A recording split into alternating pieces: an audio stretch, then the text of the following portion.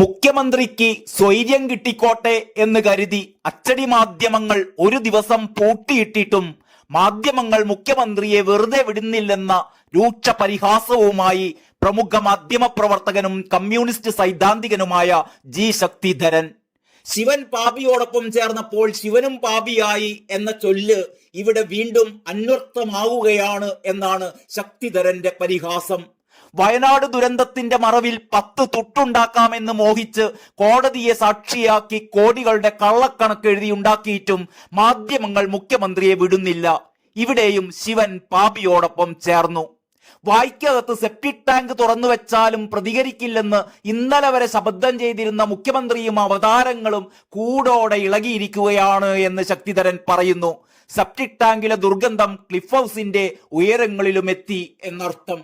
മുഖ്യമന്ത്രിയുടെ ഖ്യാതി ചിത്രീകരിക്കാൻ വർഷങ്ങളായി കൊട്ടേഷൻ എടുത്തിരിക്കുന്ന മാധ്യമ സിംഹം തന്നെയാണ് ഇതിനെ വിമർശിച്ച് രംഗത്ത് വന്ന മാധ്യമങ്ങളെ സെപ്റ്റിക് ടാങ്കിനോട് ഉപമിച്ചത്.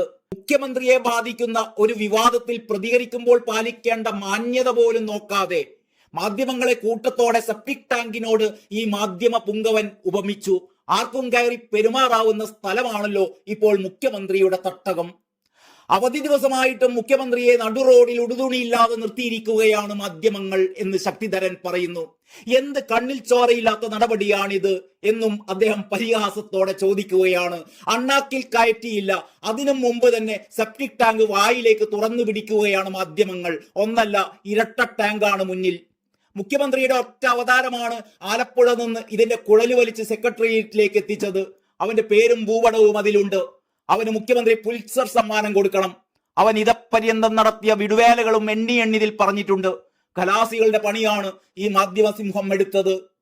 പക്ഷെ സംഗതി മുഖ്യമന്ത്രിക്ക് നേരെ മറുകുറ്റി പറഞ്ഞു. സംഗതി വസ്തുതാവിരുദ്ധമെന്ന് ബോംബ് പൊട്ടും പോലെ മുഖ്യമന്ത്രി റോഡിലിറങ്ങി പറയേണ്ട അവസ്ഥയായി. എന്തായാലും ഇപ്പോൾ കൊടുത്തുകൊണ്ടിരിക്കുന്ന മാസപ്പടി പോരാ. ഒന്നല്ല, ഇരട്ട സെപ്റ്റിക് ടാങ്കിലെ ചരക്ക് അയാൾക്ക് അവകാശപ്പെട്ടതാണ് എന്ന് ശക്തിധരൻ പറയുന്നു. കോവിഡ് കാലത്ത് കള്ള മരണക്കണക്ക് എഴുതി മുഖ്യമന്ത്രിയെ ഒരു പരുവത്തിലാക്കിയ അവതാരങ്ങളല്ലേ. ഇതും വിട്ടുകളയരുത്. ഓരോന്നിന്റെയും റേറ്റ് എഴുതി സമയം കളയുന്നില്ല. ചാനലുകൾ തുറന്നാൽ മതി. മുഖ്യമന്ത്രിയെ ആരൊക്കെയോ ചേർന്ന് സെപ്റ്റിക് ടാങ്കിൽ മുക്കി വെച്ചിരിക്കുന്നത് കാണാം. ഇത്രയുമാണ് ശക്തിധരൻ എഴുതിയിരിക്കുന്നത്.